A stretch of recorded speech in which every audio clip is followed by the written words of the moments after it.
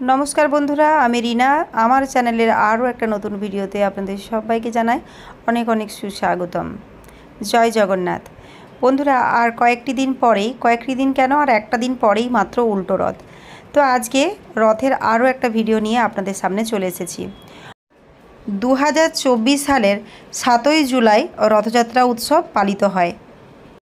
সেই মতো সোমবার অর্থাৎ 15ই জুলাই উল্টো রথযাত্রা পালিত হওয়ার কথা, কিন্তু এই বছর ঘটল অন্যরকম। কারণ 53 বছর পর প্রভু জগন্নাথ দেব 9 দিন মাসির বাড়িতে থেকে অর্থাৎ গুন্ডিচা মন্দির থেকে তারপর নীলাচলে ফিরছেন, অর্থাৎ জগন্নাথ দেবের মন্দিরে ফিরছেন। তো এইবার 16ই জুলাই পুরীতে পালিত হচ্ছে উল্টো রথযাত্রা। আজকে এই ভিডিওটির মাধ্যমে আপনাদের সাথে শেয়ার করব প্রভু জগন্নাথ ও বলরাম ও দেবী সুভদ্রার চোখ এত বড় বড় কেন, অন্য দেবদেবীর চোখের মতো চোখ নয় কেন, এবং এই প্রভু জগন্নাথ এবং প্রভু বলরাম ও দেবী সুভদ্রার এই মূর্তি কাঠের তৈরি কেন, এবং কেনই বা তাদের হাত নেই। এই ভিডিওটির মাধ্যমে আপনারা অনেক কিছু জানতে পারবেন। ভিডিওটি জুড়ে থাকার, শেষ পর্যন্ত দেখার অনুরোধ রাখলাম, এবং অবশ্যই নতুন কোনো বন্ধু হলে সাবস্ক্রাইব করে আমার পাশে থাকবেন আরও নতুন নতুন সুন্দর সুন্দর ভিডিও পাওয়ার জন্য। তো চলুন আজকে শুরু করা যাক। প্রভু জগন্নাথ দেব, প্রভু বলরাম ও দেবী সুভদ্রার হাত নেই কেন, কেন এরকম অসম্পূর্ণ মূর্তি, কেন এই দেবদেবীর মূর্তি অন্য আরও 5টা দেবদেবীর মূর্তির মতো নয়। মালব দেশের এক রাজা ছিলেন ইন্দ্রদ্যুম্ন। তিনি ছিলেন বিষ্ণুর পরম ভক্ত। তিনি চাইছিলেন ভগবান বিষ্ণুর একটি মূর্তি স্থাপন করে, মূর্তি প্রতিষ্ঠা করে, তাতে প্রাণ প্রতিষ্ঠা করে পুজো করবেন। তাই তিনি অনেক কারিগর ডেকে চেষ্টা করলেন ভগবান বিষ্ণুর একটি মূর্তি বানানোর, কিন্তু তিনি অসফল রইলেন। কারিগররা কিছুতেই সঠিক মূর্তি কিন্তু বানাতে পারছিলেন না, এবং কী বা মূর্তির কেমনই বা রূপ দেবেন সেই নিয়েই রাজা প্রচণ্ড চিন্তায় পড়লেন। অনেক চিন্তা ভাবনার পর রাজা প্রজাপতি ব্রহ্মার শরণাপন্ন হন, এবং প্রজাপতি ব্রহ্মা রাজাকে বলেন স্বয়ং ভগবান বিষ্ণুর আরাধনা করতে। স্বয়ং ভগবান বিষ্ণুই বলে দেবেন তেনার মূর্তি কেমন হবে।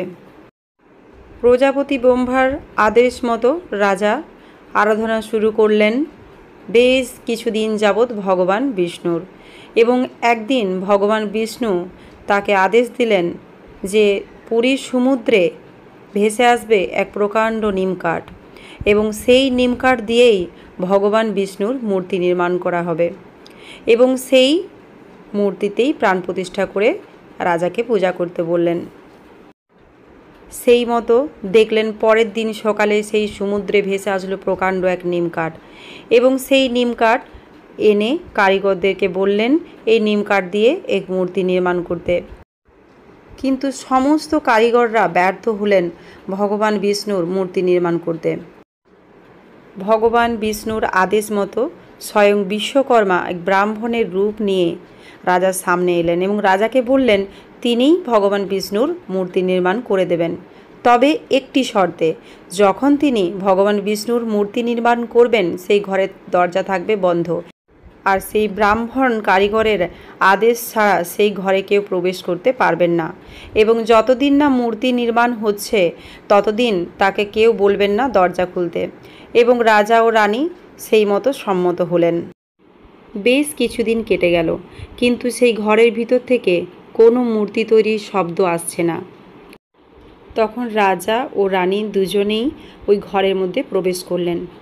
দেখলেন যে ভগবান বিষ্ণুর মূর্তি তখনও কিন্তু তৈরি হয়নি, অসমাপ্ত, অসম্পূর্ণ। তাই দেখে তেনারা খুব আক্ষেপ করলেন। আর এদিকে ব্রাহ্মণ কারিগরকে অনুরোধ করার পরেও তিনি বললেন না, আমি আর মূর্তি তৈরি করব না, আমার আদেশ তোমরা পালন করনি, তাই আমি আর মূর্তি তৈরি করতে পারবো না। তখন বিশ্বকর্মা বিদায় নিলেন। এদিকে রাজা ও রানীর আক্ষেপ হতে শুরু করলো, কেন তারা এই ঘরের দরজায় আদেশ অমান্য করে ঢুকলেন, কেন তারা ঢুকলেন, তাই তো প্রভুর মূর্তি অসম্পূর্ণ, অসমাপ্ত রয়ে গেল। এদিকে ভগবান বিষ্ণু দেখলেন রাজা অতি চিন্তায়, তাই তিনি রাজাকে স্বপ্নাদেশ দিলেন সেই মূর্তিতেই প্রাণ প্রতিষ্ঠা করে পূজা করার।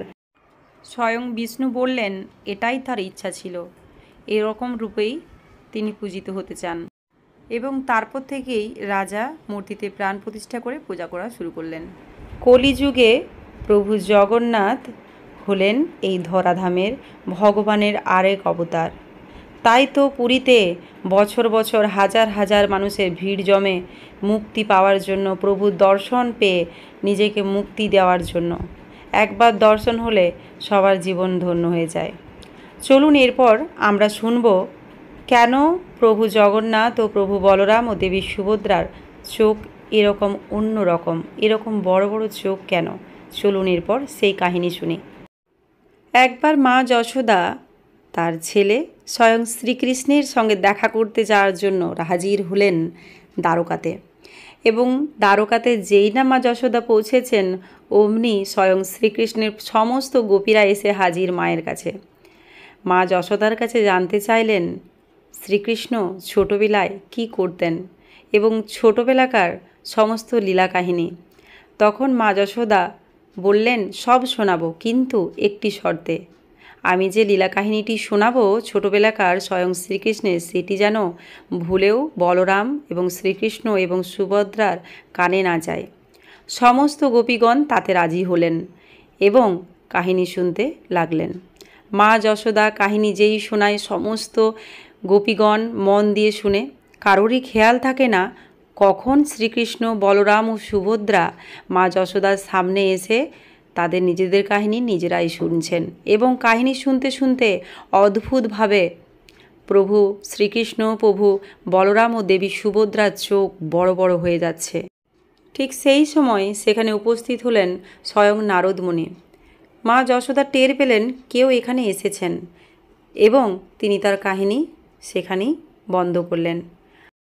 আর এদিকে নারদ মুনির তখন স্বয়ং শ্রীকৃষ্ণের এরকম অপরূপ রূপ দেখে অবাক হলেন। তখন নারদ মুনি প্রভু শ্রীকৃষ্ণকে অনুরোধ করলেন তার সমস্ত ভক্তবৃন্দ ও মর্তবাসী যেন এই রূপের দর্শন পান। তখন স্বয়ং শ্রীকৃষ্ণ নারদ মুনিকে বললেন তিনি এই রূপেই কলিযুগে ধরাধামে অবতীর্ণ হবেন এবং সমস্ত মর্তবাসীকে দর্শন দেবেন। আজকের ভিডিওটি এই পর্যন্তই। আশা করছি আমার ভিডিওটি আপনাদের আজকে ভালো লেগেছে। প্রতিদিনের মতো আজকেও আপনাদের কাছে অনুরোধ করব একটি লাইক করতে এবং একটি কমেন্ট করতে, নতুন বন্ধু হলে সাবস্ক্রাইব করে পাশে থাকতে। আজকের মতো বিদায় নিলাম, আবার নিয়ে চলে আসবো নতুন কোনো একটা ভিডিও। সবাই সুস্থ থাকবেন, ভালো থাকবেন। জয় জগন্নাথ, জয় প্রভু বলরামের জয়, জয় দেবী সুভদ্রার জয়, জয় জগন্নাথ।